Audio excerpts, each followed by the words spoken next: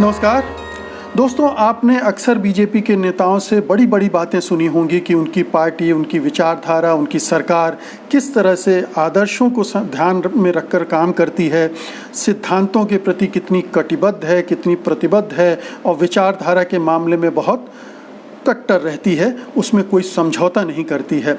लेकिन असल में जब आप देखने जाएंगे तो बीजेपी के जो चाल है, जो चरित्र है, जो चेहरा है, आपको कुछ और देखने को मिलेगा, यानी असलियत कुछ और है। और ये मैं हवा में बातें नहीं कर रहा हूँ, इसके पीछे आंकड़े, तथ्य देने के लिए मैं हाजिर हूँ।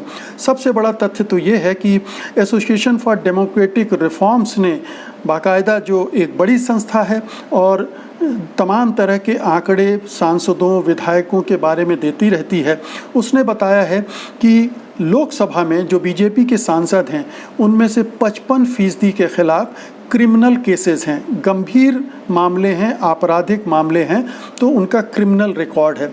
इसी तरह से उत्तर प्रदेश की असेंबली में जो बीजेपी के विधायक हैं उसमें से 37% के क्रिमिनल रिकॉर्ड्स हैं, क्रिमिनल बैकग्राउंड है उनका। तो आप इससे अंदाज़ा लगा सकते हैं कि बीजेपी के जो नेता हैं, जो मंत्री हैं, जो सरकार में काबिज हैं, उनका बैकग्राउंड क्या है। तो एक तो ये है, लेकिन मैं इससे भी बड़ी बात एक आपको बताने जा रहा हूँ जिसको सुनकर आपको धक्का लगेगा, आप चौंक जाएंगे कि क्या ऐसा भी हो सकता है। बीजेपी एक ऐसे ड्रग माफिया को संरक्षण दे रही है, हाई प्रोफाइल ड्रग माफिया को न केवल संरक्षण दे रही है बल्कि वो पार्टी में एक पदाधिकारी भी है। मैं मणिपुर की बात कर रहा हूँ, वहाँ पर एक पुलिस अधिकारी हैं थोनाजोम बृंदा, उन्होंने 2018 जून में एक रेड डाली थी और उसमें एक बीजेपी के नेता को पकड़ा था, उनके साथ 7 और लोग पकड़े गए थे और उसमें उन्होंने करीब 28 करोड़ के नशीले पदार्थ उनके पास से बरामद किए थे। यही नहीं, 57 लाख के आसपास कैश रकम भी वहाँ से बरामद की गई थी।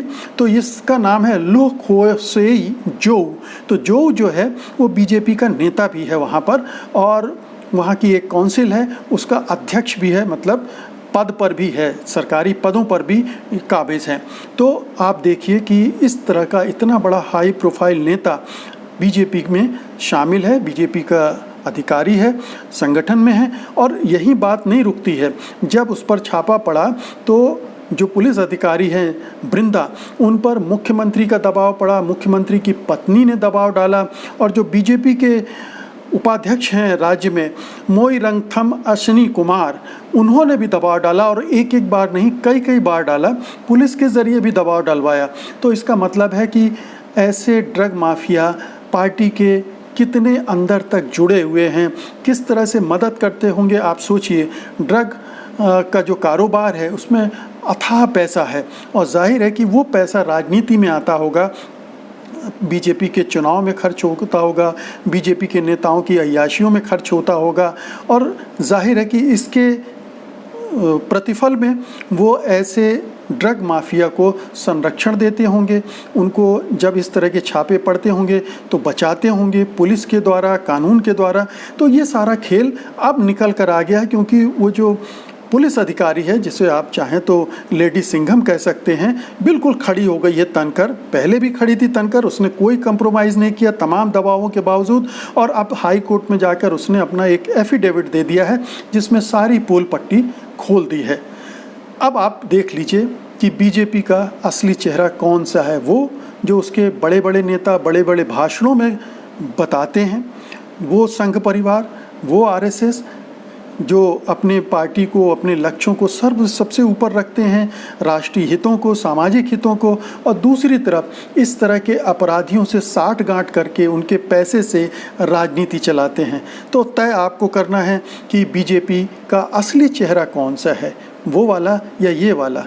55% सांसद असली चेहरा हैं, 37% विधायक यूपी के या दूसरे राज्यों में भी इसी तरह की स्थिति है, और इस तरह के जो हाई प्रोफाइल ड्रग माफिया है वो भी उनकी पार्टी का हिस्सा है। तो फैसला आपका। अब मुझे अनुमति दीजिए। नमस्कार।